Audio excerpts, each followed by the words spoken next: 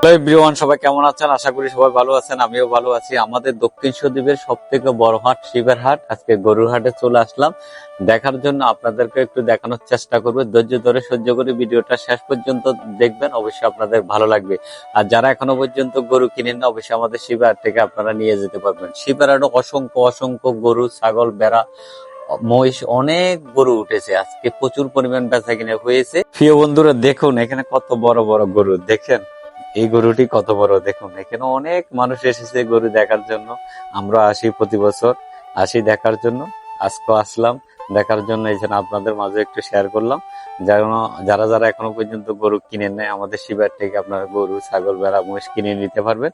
কারণ তাদের কাছ থেকে আমরা জেনে জানতে পেরেছি, এবং দামও সীমিত রয়েছে, ওরকম বেশিও না কমও না, সবাই কেনার মতো সেরকম দাম রয়েছে।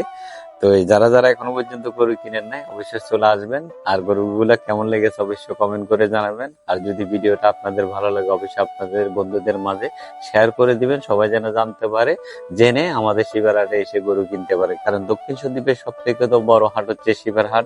এই হাট হচ্ছে প্রতি সপ্তাহে 2 দিন বড় হাট, সোমবার শুক্রবার। আজকে সোমবারে কিন্তু এমনি প্রচুর পরিমাণ মানুষ হয়। তার উপলক্ষে, কোরবানি উপলক্ষে আরো প্রচুর পরিমাণ মানুষ।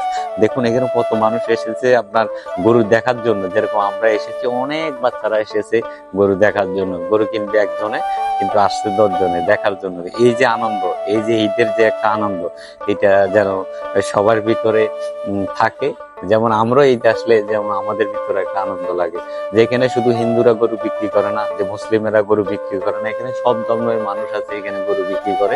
তারাও আসছে, তাদের সহপাঠীরাও আসছে এখানে দেখার জন্য এবং বিক্রি করার জন্য।